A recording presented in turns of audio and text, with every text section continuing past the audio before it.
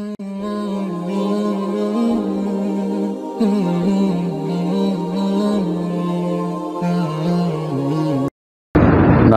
ونصلي ونسلم على رسوله الكريم اما بعد فاعوذ باللہ من الشیطان الرجیم بسم اللہ الرحمن الرحیم ان الذین آمنوا، بے شک جو لوگ ایمان لائے، والذین ہادوا، اور جو یہودی ہوئے، والنصارى، اور جو عیسائی ہوئے، والصابئین، اور جو صابی ہوئے، من آمن باللہ والیوم الآخر، جو اللہ پر اور آخرت کے دن پر ایمان لایا، وعمل صالحا، اور اس نے نیک عمل کیے، فلہم اجرہم عند ربہم، ان کے پروردگار کے ہاں ان کے لیے اجر ہے، ولا خوف علیہم ولا هم یحزنون، نہ ان پر کوئی خوف ہے نہ وہ غمزدہ ہوں گے۔ وَإِذْ أَخَذْنَا مِيثَاقَكُمْ وَرَفَعْنَا فَوْقَكُمُ الطُّورَ، قابل یاد ہے وہ وقت جب ہم نے تم سے پختہ وعدہ لیا اور ہم نے تمہارے اوپر طور کو لا کھڑا کیا۔ خُذُوا مَا آتَيْنَاكُمْ بِقُوَّةٍ، اور کہا جو تمہیں دیا جائے اسے مضبوطی سے پکڑو، وَاذْكُرُوا مَا فِيهِ، اور جو کچھ اس میں ہے اسے اچھی طرح یاد کرو، لعلکم تتقون، تاکہ تم پرہیزگار بن جاؤ۔ ثم تولیتم من بعد ذلک، پھر تم اس کے بعد پھر گئے، فلولا فضل اللہ علیکم ورحمتہ، اگر تم پر اللہ کا فضل اور اس کی رحمت نہ ہوتی، لکنتم من الخاسرین، تو تم نقصان اٹھانے والوں میں سے ہو جاتے۔ وَلَقَدْ عَلِمْتُمُ الَّذِينَ اعْتَدَوْا مِنْكُمْ فِي السَّبْتِ، اور تمہیں ان لوگوں کے بارے میں خوب معلوم ہے جنہوں نے ہفتے کے دن کے معاملے میں حد سے تجاوز کیا۔ فَقُلْنَا لَهُمْ كُونُوا قِرَدَةً خَاسِئِينَ، ہم نے انہیں کہا کہ ذلیل بندر ہو جاؤ۔ فَجَعَلْنَاهَا نَكَالًا لِمَا بَيْنَ يَدَيْهَا وَمَا خَلْفَهَا، ہم نے اس واقعے کو اس دور کے موجود لوگوں کے لیے اور بعد کے لوگوں کے لیے عبرت بنا دیا، وَمَوْعِظَةً لِّلْمُتَّقِينَ، اور اللہ سے ڈرنے والوں کے لیے نصیحت۔ وَإِذْ قَالَ مُوسَىٰ لِقَوْمِهِ إِنَّ اللَّهَ يَأْمُرُكُمْ أَن تَذْبَحُوا بَقَرَةً، قابل یاد ہے وہ وقت جب موسیٰ علیہ السلام نے اپنی قوم سے فرمایا کہ اللہ تمہیں حکم دیتا ہے کہ ایک گائے ذبح کرو۔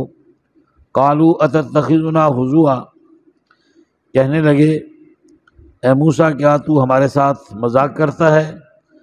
قال اعوذ باللہ ان اکون من الجاہلین، حضرت موسیٰ علیہ السلام نے فرمایا میں اللہ کی پناہ میں آتا ہوں کہ میں جاہل بنوں۔ قالوا ادع لنا ربک یبین لنا ما ہی، کہنے لگے اپنے رب سے دعا کر کہ وہ ہمیں واضح کر کے بتائے کہ وہ کیسی ہو۔ قال انہ یقول انہا بقرۃ لا فارض ولا بکر، حضرت موسیٰ علیہ السلام نے فرمایا کہ اللہ فرماتے ہیں کہ وہ گائے ایسی ہو جو نہ بوڑھی ہو اور نہ ہی وہ جوان، یعنی بکر کنواری ہو، اوان بین ذالک، اس کے درمیان ہو، ففعلوا ما تؤمرون، کر گزرو جو تمہیں حکم دیا جاتا ہے۔ قال ادع لنا ربک یبین لنا ما لونھا، کہنے لگے ہمارے لیے دعا کر اپنے رب سے کہ اس کا رنگ کیسا ہو۔ قال انہ یقول انہا بقرۃ صفراء، حضرت موسیٰ علیہ السلام نے فرمایا اللہ فرماتے ہیں کہ وہ گائے ایسی ہو کہ جو خوب زرد ہو، فاقع لونھا تسر الناظرین، اس کی کھلتی ہوئی رنگت دیکھنے والوں کو اچھی لگے۔ قالوا ادع لنا ربک یبین لنا ما ہی، کہنے لگے اپنے رب سے ہمارے لیے دعا کر کہ وہ واضح کرے، وہ ہمیں واضح کرے وہ کیسی ہو۔ ان البقرۃ تشابہ علینا، گائے ہمارے اوپر مشتبہ ہو گئی ہے، وَإِنَّا إِن شَاءَ اللَّهُ لَمُهْتَدُونَ، اور بلا شبہ اگر اللہ نے چاہا تو ہم سیدھی راہ حاصل کریں گے۔ قال انه يقول انها بقرۃ لا ذلول تثير الارض ولا تسقي الحرث، حضرت موسیٰ علیہ السلام نے فرمایا اللہ فرماتے ہیں وہ گائے ایسی ہو کہ جو سخت جس سے محنت نہ لی گئی ہو، زمین میں ہل نہ چلایا گیا ہو، نہ رہٹ سے پانی پلایا گیا ہو، اور اس کے درمیان ہو۔ قالوا الآن جئت بالحق، کہنے لگی اب تو سچی بات لے کر آیا۔ فذبحوها وما كادوا يفعلون، انہوں نے اسے ذبح تو کر ڈالا اور وہ کرنا نہیں چاہتے تھے۔ یہاں پر یہود کے اس دعوے کی تردید کی جا رہی ہے کہ یہ یہودی دعویٰ کرتے تھے کہ سوائے یہودیوں کے کوئی بھی جنت میں نہیں جائے گا۔ اللہ فرماتے ہیں ایسی بات نہیں ہے، ایمان والے بھی جنت میں جائیں گے۔ حضرت موسیٰ علیہ السلام کے دور کے صحیح ایمان والے جو یہودی ہیں وہ بھی جنت میں جائیں گے۔ عیسیٰ علیہ السلام کے دور کے جو صحیح عیسائی ہیں، جنہوں نے عیسیٰ کو بیٹا نہیں بنایا، مریم کو اس کی بیوی نہیں بنایا اللہ کی، وہ بھی جنت میں جائیں گے۔ اور حضور صلی اللہ علیہ وسلم اور عیسیٰ علیہ السلام کے درمیان جو 500 سے اوپر سال کا وقفہ ہے، اس میں وہ لوگ بھی ہیں جو اللہ پر ایمان رکھتے ہیں، جنہوں نے ہر دین کی اچھی اچھی باتیں حاصل کر لیں، اور بنیادی نقطہ نظر ان کے ایمان لانے کا ابراہیم علیہ السلام تھے۔ فرمایا کہ وہ بھی جنت میں جائیں گے، انہیں صابی کہا جاتا ہے۔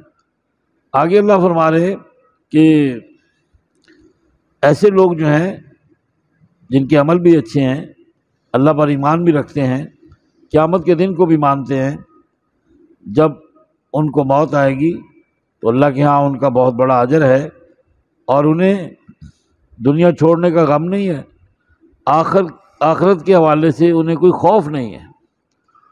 یعنی خوف کا مطلب کیا ہے؟ عذاب قبر کا خوف نہیں ہے، جہنم کا خوف نہیں ہے، پل صراط کا خوف نہیں ہے۔ غم کا مطلب کیا ہے کہ جو بیوی بچے پیچھے چھوڑ آئے ان کا انہیں کوئی غم نہیں ہے۔ اللہ نے اس بیوی سے اچھی بیوی جنت میں حور کی صورت میں دے دی، اولاد سے بڑھ کر جو ہے اولاد، غلمان، اور جنت میں جو فرشتے ہیں، بچے ہیں، خدمت کے لیے مامور ہیں، وہ دے دیے۔ اس دنیاوی گھر سے بہتر اس کو گھر دے دیا۔ یہاں گلاسوں میں دودھ ملتا ہے، وہاں دودھ کی نہریں دے دی۔ یہاں شیشیوں میں شہد ملتا ہے، وہاں شہد کی نہریں دے دی۔ یہاں مٹکوں میں پانی ملتا ہے، وہاں شہد پانی کی نہریں دے دی۔ یہاں پر شراب حرام ہے، وہاں پاکیزہ شراب کی نہریں دے دی۔ یہاں لکڑی کا فرنیچر ہے، وہاں سونے اور چاندی کے تخت دے دیے۔ اور یہاں کبھی بیماری ہے، کبھی صحت ہے، وہاں مستقل صحت دے دی۔ اور دیکھو پھر جو ہے یہاں جمعے کے دن علماء کی شکلیں دیکھتے ہیں، وہاں جمعے کے دن اللہ کا دیدار ان کو ہوتا ہے۔ اور پھر یہاں مانگنا پڑتا ہے، وہاں تمنا کرے تو سامنے لایا جاتا ہے، لے بھی کھا لے اسے ہے۔ تو غم نام کی کوئی شے جنت میں نہیں ہے۔ یہاں مرنے کا خوف ہے، وہاں موت کا نام نہیں ہے، بیماری کا نام نہیں ہے۔ یہاں گٹر بند ہو جائے تو پریشانی ہوتی ہے، وہاں یہ گٹروں کی بات ہی نہیں ہے، جتنا مرضی آدمی کھا لے پی لے ڈکا رہا ہے، ختم۔ ادھر کوئی بھی ایسا معاملہ نہیں ہے۔ تو اس لیے دنیا چھوڑنے کا ان کو غم نہیں، آخرت میں جانے کا ان کو خوف نہیں۔ کن کو؟ جو ایمان والے ہیں، اچھے عمل والے ہیں۔ اس لیے حضور صلی اللہ علیہ وسلم کے والدین بھی صابی تھے، مشرک نہیں تھے۔ اور امام راضی رحمۃ اللہ علیہ نے فرمایا ہے کہ حضور صلی اللہ علیہ وسلم کے والدین کو یہ ان کا اعزاز ہے، حضور کے اعلان نبوت کے بعد قبروں میں ان پر ایمان پیش کیا گیا کہ ہم نے تمہارے بیٹے کو اپنا آخری نبی بنایا ہے، تو انہوں نے اپنے بیٹے پر ایمان کو قبول کیا ہے۔ اس لیے حضور صلی اللہ علیہ وسلم کے والدین کو مومن کہا جائے گا۔ کیا کہا جائے گا؟ یہ اعزاز ہے، ورنہ موت کے وقت بھی کوئی کلمہ پڑھے تو اس کا ایمان معتبر نہیں ہے۔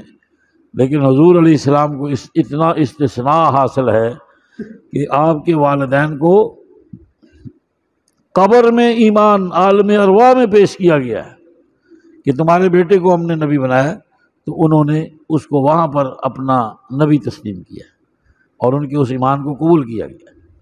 اللہ اکبر! اس سے بڑی حضور کی شان کیا ہوگی؟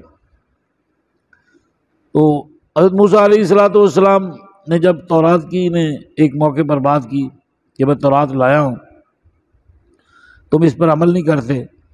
تو ان کو لے گئے طور پہاڑ کے قرب میں۔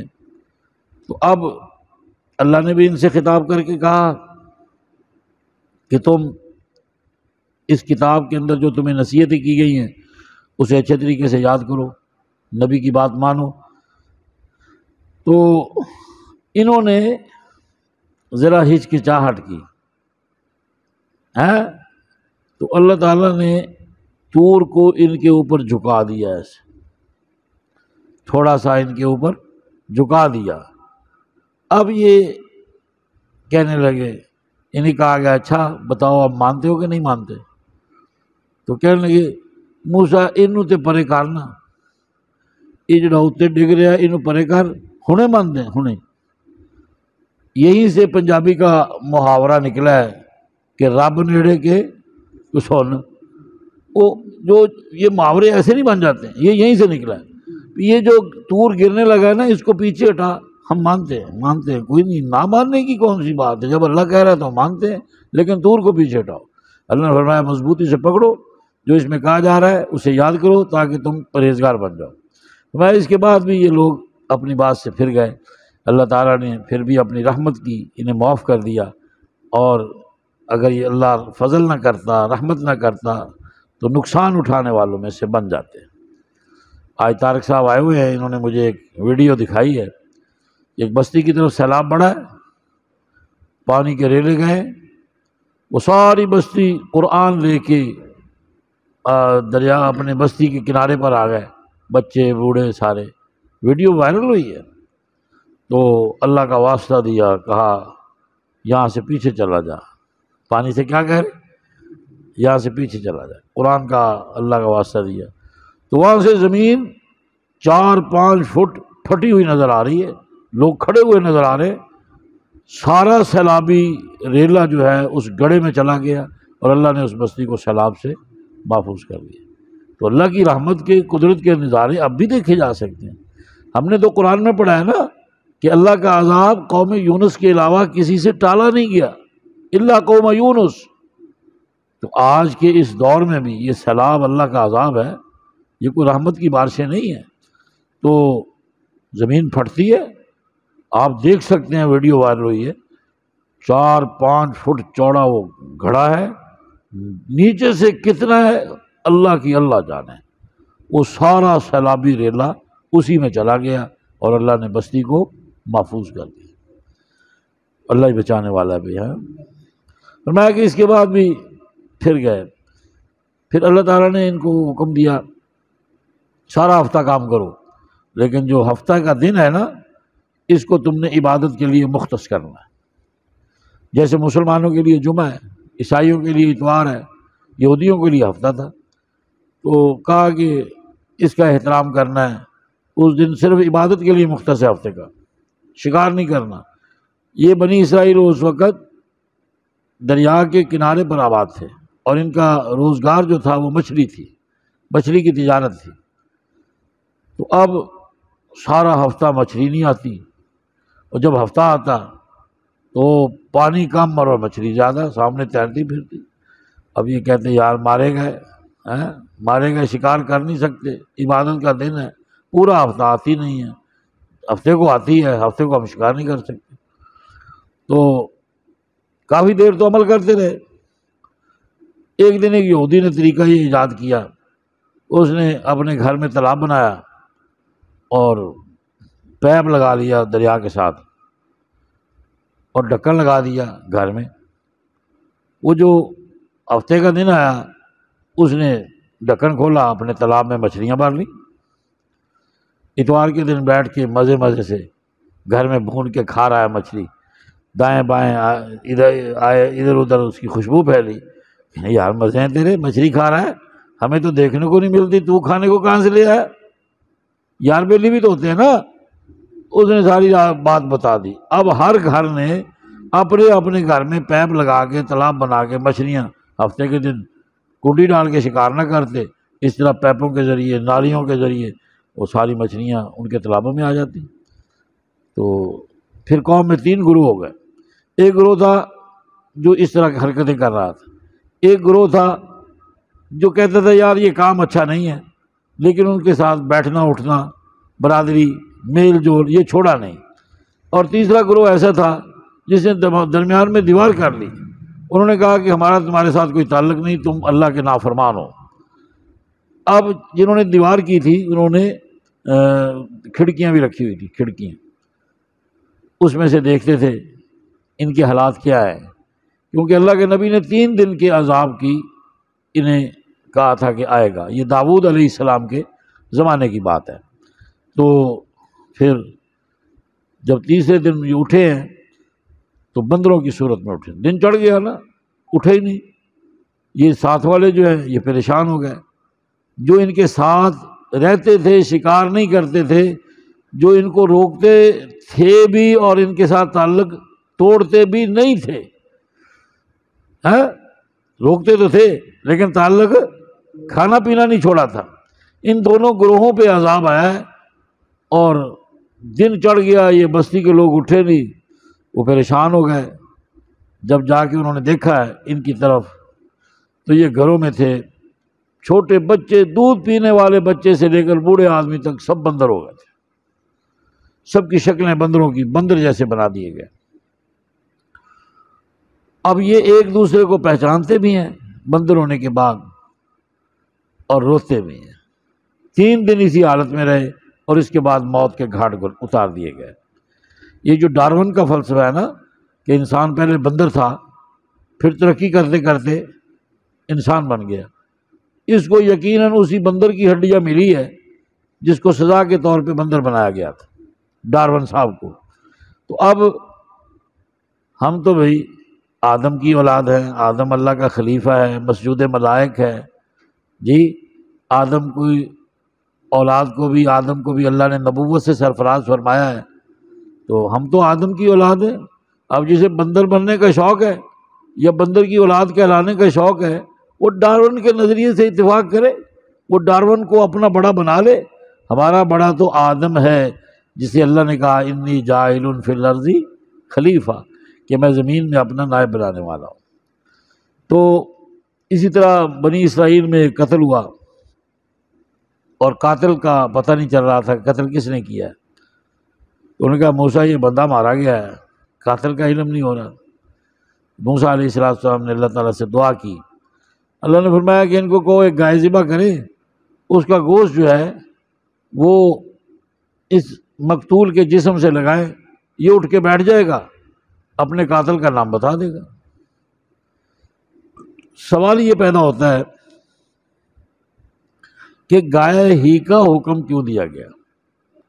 پیچھے آپ نے پڑھا ہے نا کہ سامری نے بچڑا بنا کے دیا تھا جس کو یہ خدا بناتے تھے، اور سارا سونا اس نے اپنی قوم کا اکٹھا کر کے اس بچڑے کے بنانے میں لگا دیا تھا۔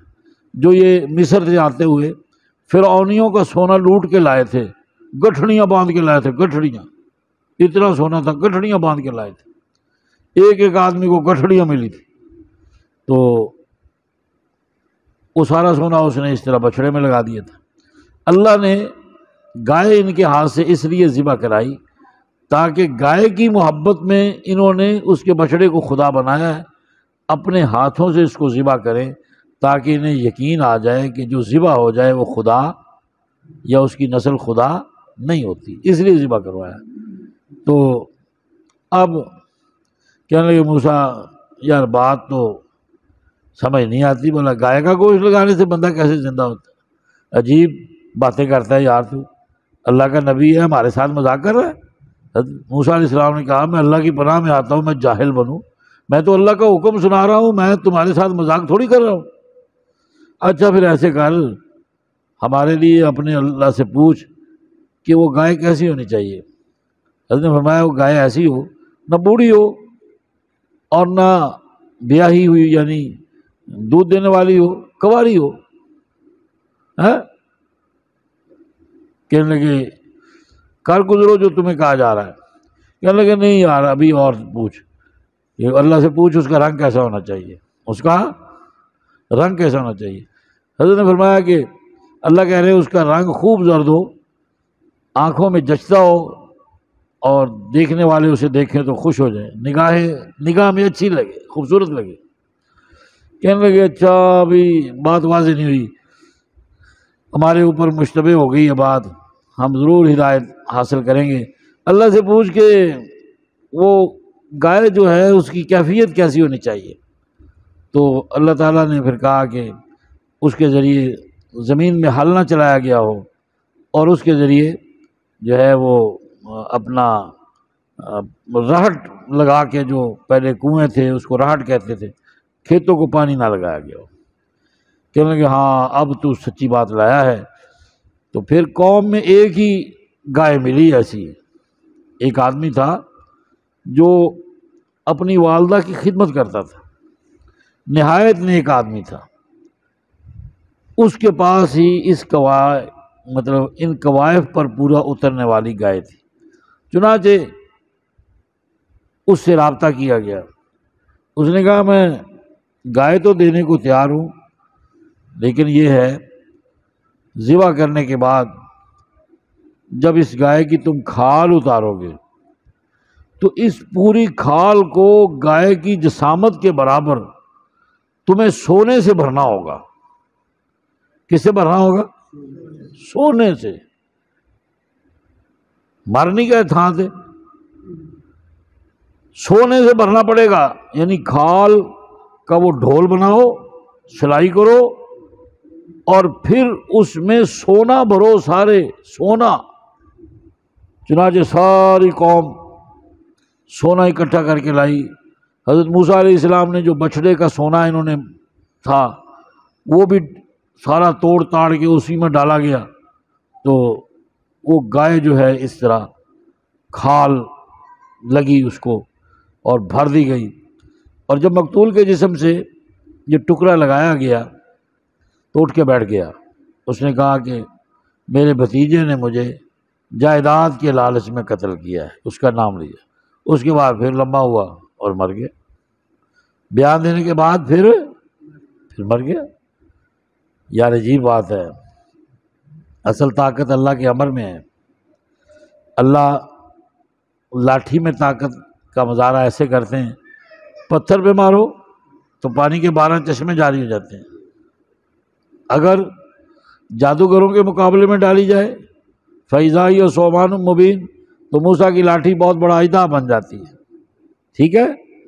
اور اس کا دوسرا فائدہ جو خود موسیٰ کہتے ہیں کہ اتوکا علیہا واحش بہا علی غنمی، میں اس کے ذریعے درختوں کے پتے بھی جھاڑتا ہوں اور اس پہ ٹیک لگا کے کھڑا بھی ہوتا ہوں، ٹھیک ہے۔